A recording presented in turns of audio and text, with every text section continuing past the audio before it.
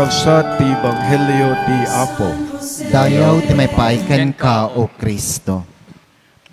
Dungdungwe kakabsat kinagayem ti pamati, daimbag nga bigat kada kay amin. Kung natay man po, dagiti katugaw tayo, naragsakak tadaka.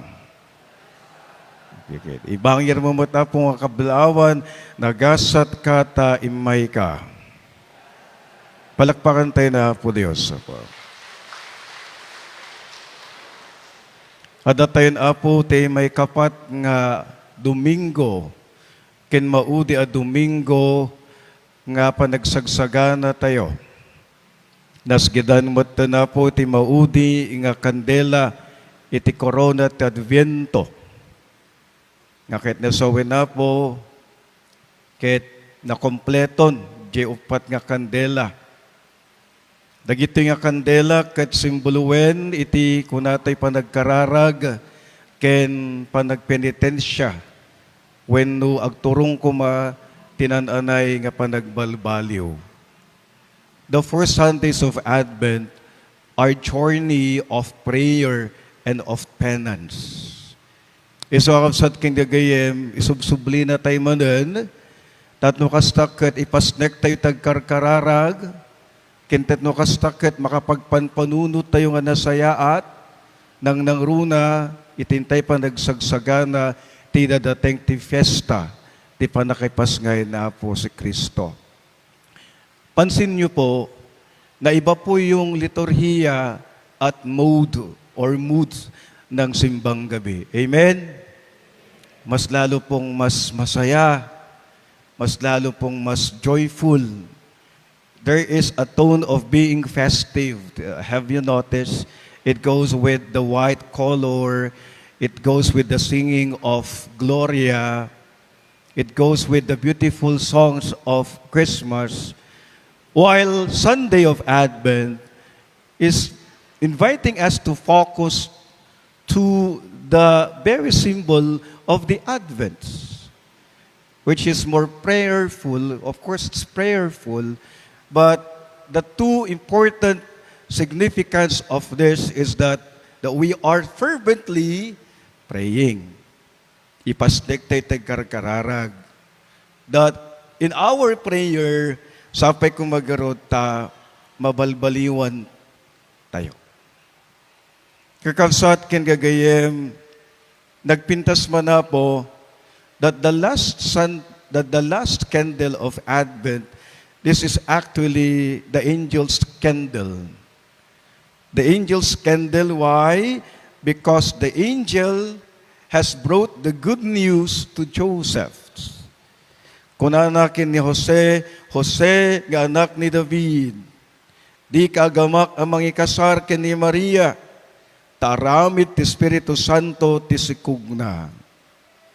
Agsikugto ti Birhen, abalasang, ipas ngayon nanto ti may sa lalaki, ket papanaganan to ti Emmanuel, ada kadatayo ti Dios.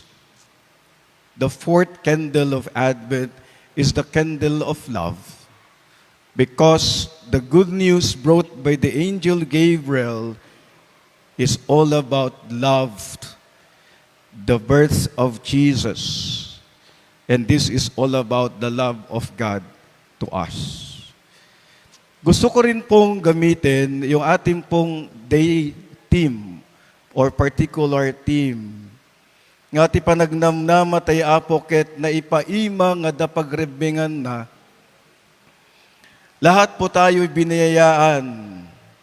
Lahat po tayo pinagpapala ng Diyos. Wala po sa atin ang hindi pinagpala at pinagkaluban ng Diyos ng biyaya. Amen? Lahat po tayo, we receive blessings from God every day. Or perhaps you might be asking or praying to God, Panginoon, pagkaloob mo po kami ng biyayang aming hinihiling. Kaya po kami po'y sumasamo, nagdarasal sa iyo. Bawat biyaya, mga kapatid, may kaakibat pong responsibilidad. Every gift has a responsibility. Amen? the great gift comes with great responsibility. That is why we see Joseph and Mary has been given great gifts. That's why, because of this great gift, it has a great responsibility. Kaya po kapag tayo po'y humihiling ng biyaya sa Diyos, let us be careful with what we ask from God. Because when God will give and answer your prayer, you are supposedly ready. You are supposed to be ready because there is a responsibility, accountability attached to each gift. Kaya nga po, napakahirap pag tayo po yung most outstanding. Amen? Pag most outstanding ka, tinitingala ka ng mga tao. Kapag most outstanding ka, nasa iyo yung standard. Pag most outstanding ka, parang napakahirap ng magkamali. Amen? No? Kung mananalo ka ng 1 billion sa loto, hindi mo alam ang ginagawa mo. Amen? Sinong gusto pong manalo ng loto? Loto. Magkaroon ng 1 billion. Of course, everyone. Amen? Sino pong ayaw ng pera? Taas pong mga paa. No? Mga kapatid, tayo po lahat biniyayaan ng Diyos.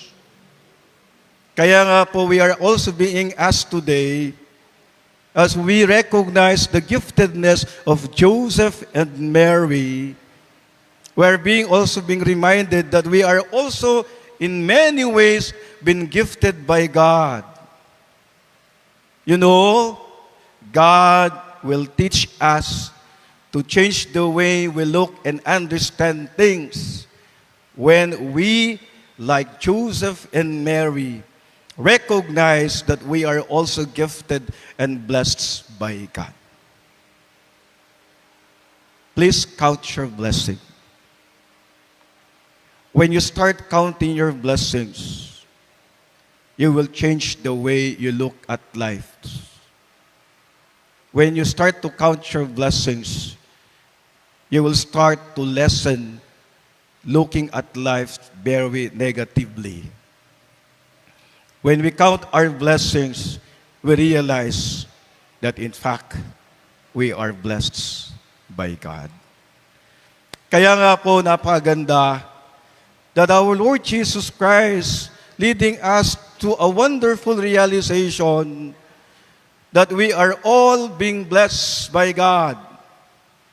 Now, we have different ways of understanding our blessings. Blessings, generally, our understanding is that when we are blessed by God materially, amen? No, ang ating pong panangin, kung wala ka ng pera, hindi ka na pinagpala. Amen? But ang hina, yun naman ang totoo. Amen? Amen. You know, the blessings of God is already in front of our eyes. We've been focusing to the Advent wreath, a very powerful symbol of the Advent liturgy. These are not material blessings. The blessing of peace, the blessing of hope, the blessing of joy, the blessing of love, they are immaterial. We cannot see them. Does anyone have seen hope? Is anyone have seen joy? Di karuba tayo siguro. Is anyone have seen peace? Siguro yung kalapating puti. Is anyone have seen love? Perhaps the heart form. These are immaterial, but they are essential that we are praying to God for. We may not be blessed by God materially, but it's good enough to thank God that we are given peace in our homes and in our family. Amen? Hindi man tayo sapat o kay abundance in the blessings of materially, magkakatinunusan tayo. Agtitinungtung tayo Nagpintas nilang lang tayo nga kakabsat ken kapamilyaan. That's the greatest blessing. It's immaterial. Amen? The blessing of hope. And this is actually what we're being taught. To trust God. To continuously praying. Because when we continuously pray and hope in Him, that everything is going to be okay. And everything is going to fall into places. Naniniwala tayo na ang Diyos sa ating pananampalataya, tiwala sa Kanya, unti-unting inaayos ng Diyos ang ating pamilya at ang ating buhay. Kaya patuloy tayong umaasa sa Diyos, nagtitiwala sa Diyos. Hindi man tayo materially blessed, but when we have the hope in God, it's more than having material possessions in our life. Amen? Third, the gift of joy. We may not be materially blessed, but this is our family's prayer.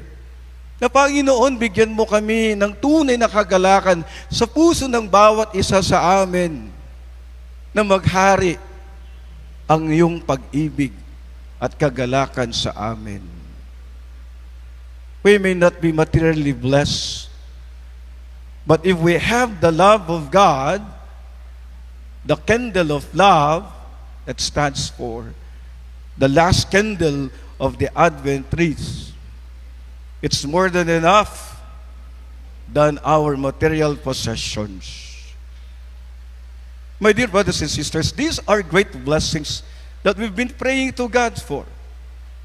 And we are being asked that when we receive this blessing from God, then there is a responsibility. Ang bawat bendisyon ay may mission. Pakisabi nga po, bawat bendisyon ay may mission. Pakilakas nga po, bawat bendisyon ay may mission. Palakpan po natin ang Panginoon. Hindi lang po nagbibigay ng Diyos ng anong biyaya. There is no such useless gift. Because every gift has a meaning and a purpose, and attached to every blessing is our mission. Kung naramdaman mo na minahal ka ng Diyos, matuto kang magmahal sa kapwa. Kung hindi ka pinagkaitan ng Diyos ng mga blessings, huwag kang magkait ng blessing sa kapwa.